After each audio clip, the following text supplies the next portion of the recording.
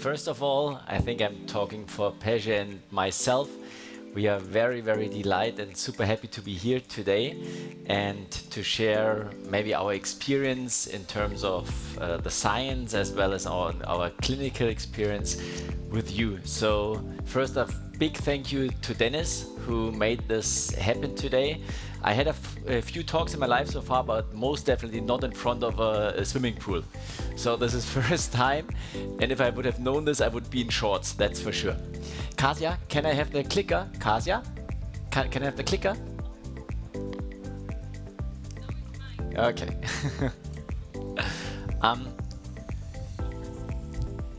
So the aim of today is maybe to speak a bit about the science in between needling. This is a very important part for me because especially nowadays on the markets there are so many different tools which are mainly or very often more like marketing than anything else. So for when I'm speaking for Dr. Boorboor and me, we most definitely want to offer things to our patients which really work. And therefore needling, now being established for more than 20 years, is in my personal opinion and maybe worldwide the best tool what you can give to your skin if the indication is the right one. So what is needling? At the end of the day, it's nothing else than a simple pinprick. And whatever company you're using, whatever device you're using, it's a needle which stucks in a certain depth into the skin. And this is done since decades. So it started very, very long ago with acupuncture or with mesotherapy or even, as Jörn said, with tattooing.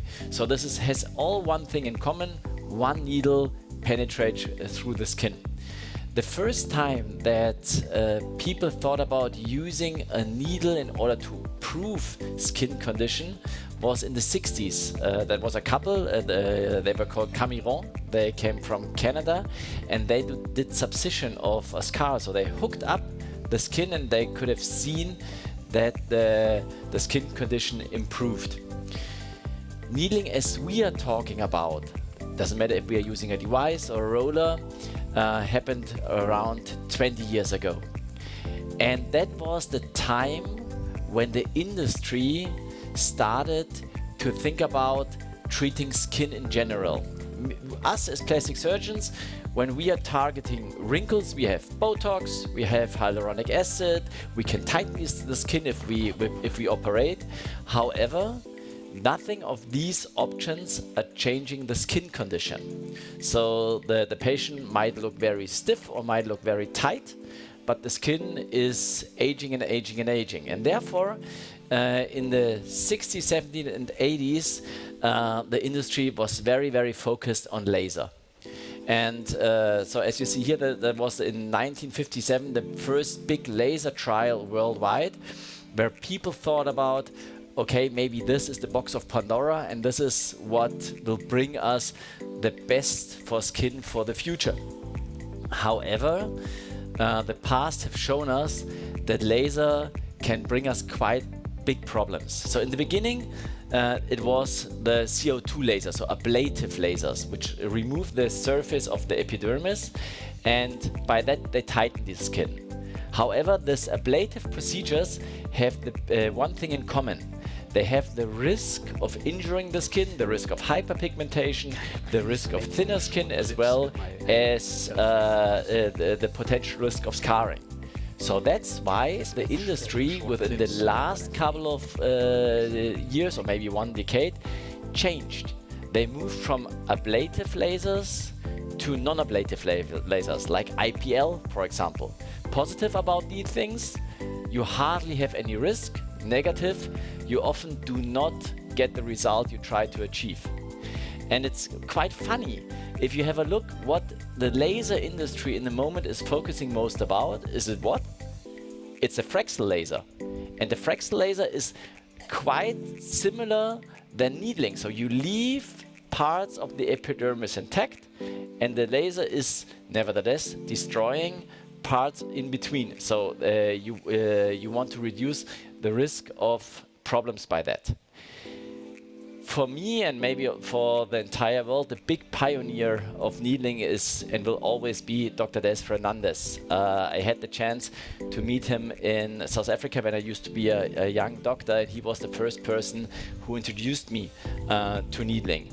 And that was he hates when I show this picture, but I love to show the picture. Why? Because it showed the genius idea of needling. He doesn't like, because he says that doesn't look very scientific. However, it doesn't have to be scientific to have a wonderful idea. And that was presented on a congress in 1999 in San Francisco, and was the first time that a person was talking about using more than one pinprick of a needle to have an influence on the skin. Since then, obviously, many things have changed. Many rollers are on the market, many devices are on the market. And when I started in the beginning to say, you know, actually it's a pinprick, whatever device you're using, that's true and not true. Obviously, we can speak about this now if you want. Sometimes I'm asked, does it make sense if a cartilage has more needles or if a roller has more needles? And people think, oh, that's very smart. The more needles you have, the more puncture canals you have. But that's absolutely untrue. If you have too many needles, or keep in mind, why can a fakir lay on a nail bed? Because you have so many nails that the pressure is on the entire surface and you do not penetrate the skin, you just push it down. So that's why I really advise you, or I encourage you to go for the best products. And I can just say we used all devices on the market, and I can say Amir made by far, or Exceed by far, is the best one you can use in the moment. And I'm saying this since years now, much longer than being or have been affiliated with the company. So when I started research on needling, I used to work in a university hospital, and so we were able to publish our data on a scientific way, and we were able to publish our first 500 patients on PRS, which is the highest journal worldwide for plastic surgery. And we could have seen that any area we treated, like wrinkles, scars, or stretch marks, have shown a significant improvement. I'm often asked about what is the perfect needle length.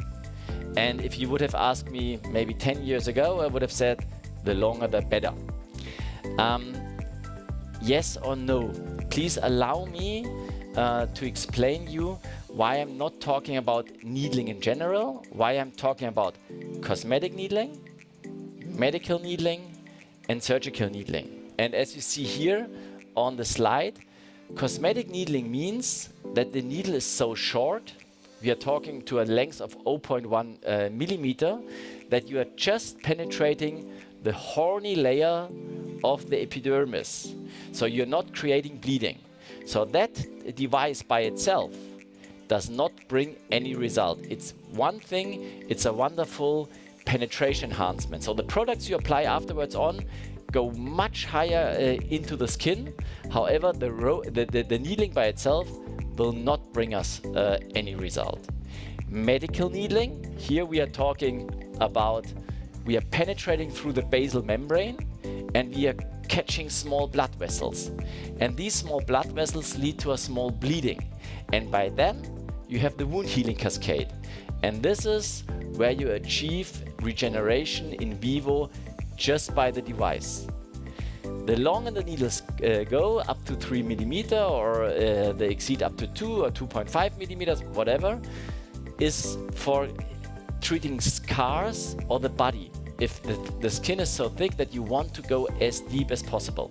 So these are the 3 different needlings I'm talking about. Interestingly enough is then, and I'm sure that you are all very, very experienced and you do lots of needlings, I'm sure you do, we see very little complications. So, and I was speaking today to a wonderful colleague of mine about a small complication. Mainly the complications come if you as a doctor do it wrong, if you over needle, what can happen with the device, or if the post-treatment, so the aftercare is not sufficient enough. It's all about avoiding crusts. And this is what maybe one of the important take-home messages. Because if you do it properly, it has nothing to do with, as you see here on the uppest layer, nothing to do with ablation. This is how every dermabrasion works. This is how every laser works.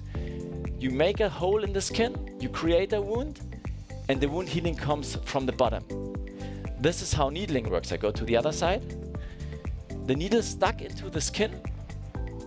The needle goes out again, and the cell layers are closing again. So that's why it's so super safe. You're not removing a single cell, neither you are creating an open wound where you have the potential risk of infections. So this is one of the major reasons why it's so safe. When I was young and I treated my patient, I've been super curious about the results. And that was a patient of mine, she came actually to ask me for a lower blepharoplasty, and while I was talking to her, she was complaining about the skin in general. So what we did, we needled her, and I was like super happy about the result. However, honestly, you can't compare these two pictures. Why? Because the light is completely different. And if you go to a scientific congress or if you go to lecture, doctors or people in the audience will question these pictures. And this is right, and this is true to be questioned, because the light will change the outcome or the outlook. So, as you all know, if it comes to taking a picture of skin, it's super difficult. And that was the reason, or one of the major reasons, why we did basic research. And that's also at the end of the presentation of Dr. BOORBOOR and mine, I'm going to talk about the newest study. You never heard about that so far because it's brand new and it's still not finished, about stretch marks, where we try to quantify results. So even if the light would be the same, somebody could say, you know what, it's Photoshop. Yes, please.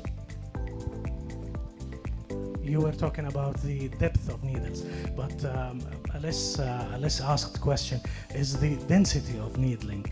Sometimes when people compare microneedling to RF devices with needles, I tell them that the density in radiofrequency needles is negligible, maybe 6 needles per square centimeter. But I couldn't find a clear definition in the literature of microneedling per se. Is it 50, 100, 200 micro wounds per unit of area? Yeah. So thank you very much for the question. And by the way, I think that's perfect. So the last thing what I want to do, or what we want to do, is standing here, keep on lecturing and boring you, and you all fall asleep. So whenever you have a question, please raise it immediately. So that makes it much more fun maybe for us. So when you are talking about radiofrequency needling, for example, let me answer that question first. A couple of years ago, I thought radiofrequency needling is the future. I thought because it will combine all positive parts of needling, skin regeneration, thickening of the epidermis, more blood supply, collagen introduction. Plus, there's one weak part of needling, the shrinking of the tissue. If you compare a laser to needling, the shrinking of laser is always more. Why? Because you're creating a scar. So I thought needling plus radiofrequency is the future. So we tried all the radiofrequency devices, and the results have been super poor. So I've been very, very disappointed with radiofrequency needling. And I asked myself, why? Because you have the perfect combination. And we know the answer now. Because radiofrequency needling has nothing to do with needling. The needles are just there to bringing the current, or to bring in the impulse into the skin. They are not creating any bleeding. So that's why radiofrequency needling is, in my personal opinion, if you compare it to needling, a waste of time and a waste of money. First question. Second question, how many bleeding spots is best? You can't answer that question because it depends on the area and it depends on the skin. If you do too much needling, especially if you're not very well trained and we are working with 1500 Hertz, if you stay too long on an area, you can ablate that place, You're creating crusts and you have the risk of scarring. So it's all about, you need the bleeding spots. And as soon as you have them, it's going to bring results. Is this answering your questions? Thank you. Yeah, so that's what we just had. The major advantage of skin needling is actually very simple. You do not harm, you do not kill, you just regenerate. You regenerate the epidermis, you leave it intact, you induce collagen synthesis, you are not producing scarring. And we are coming to this a bit later. This is something what we could have proven in the lab. So who can benefit from microneedling? Is it still me, Pejman, or is it you? That's me. That's you still, yeah. Okay, yeah. As I said, very, very little risks. So the answer, who can benefit from needling? Everybody. As long as the indication is right. If a lady comes and says, you know what, please needle off my nasolabial fold, it's a waste of time, because needling will never give you volume. Sorry, that's the wind. If a patient comes and says, get rid of my frown lines, needling is a waste of time, because it will never interfere with the muscle contracture. But for skin condition, it's the best you can do in the moment.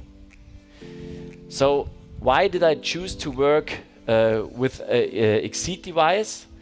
I love to work with the best, and that's seriously what it is. It's very safe, the cartilage is disposable, the blood doesn't get into the device, it's German engineering, it's precise in terms of the needles, it's with the 6 cartilages, the one I love to work most.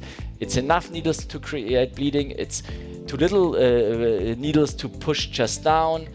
It's simply something where you really can rely on. So that is also a nice question. I'm always asked, is repetition useful? Shall we repeat it, or doesn't it make sense? And we put one of my students, he wrote his doctor thesis about that. You sent me out of the picture, thank you. That was the question, and we could have proven that the repetition up to 6 times is inducing the collagen induction of 140%. So this is, by the way, all Medline published. I'm super happy if somebody wants the science of that. I will supply Kasia with it, and you get all the papers by her. At the end of the day, it's nothing else than simple wound healing. It's not like that we opened the box of Pandora. It's just that somebody who just did one pinprick and maybe didn't think further, we brought to a point where we know that wound healing by itself, with all the 3 phases, as you know, will lead to regeneration. Yes, please. Regarding the previous that one? chart, no, the one before it. That one? Yeah, it seems you did repetition at 2 weeks. Yeah, so that is again, when we were talking about, we wanted to get to a scientific lab for the results. We couldn't use human skin. Reason, therefore, the individual factor of human skin is much higher. That means how much do you go into the sun, how much alcohol do you drink, like Pejman, how much do you smoke or whatever. So we did this on an animal model, on the rat skin. And the turnover of a rat skin is double as quick as in humans. Very, very good that you've seen that. That's the reason, therefore. So for humans, we are still stuck with the 4 weeks minimum. Yeah, so we had, that's also a nice question, how often should you repeat? If you're talking just about the expression of the body-own growth factors, it would be helpful to needle once a week. However, hardly anybody of my patients wants to do this, because after 1 week you're still a bit reddish, you're still a bit dryish. So we encourage our patient to do this on a monthly interval, as you said, because after 1 month you see already starting the first improvement, and then they come back. If you're just talking about pure science, you can do this on a weekly interval. Is this answering your question? Perfect. Thank you very much. Here you see, as I just said, we are talking about red skin, and you see here, that's the control group. You see a very, very thin, in purple, very thin epidermis. And 8 weeks afterwards, you see how the epidermis as well as the dermis here in the green connective tissue have increased. Don't worry, I'm not going too much into detail with that. Last science picture, when we are talking about anti-aging markers, because it's not all about collagen. Everybody just talks about collagen. Collagen by itself can also be just a scar. And what is a scar? Poor skin. You have no blood supply, you have no elastin, you have very little moisture in the skin, you have very little hyaluronic acid. So what we did is we tried to find out if all anti-aging markers, elastin, hyaluronic acid, new blood supply will increase, and we could have proven the more green the better. We could have proven that that happens after the needling. And that was, by the way, the research where we won the highest prize worldwide for treating skin a couple of years ago, 10 years ago already. That was that the technical university could have proven that we have a regulation of body-owned growth factors, and it was at that stage the first time worldwide that was in vivo proven. We spoke about that, and we spoke about that, and this is the proof of that picture.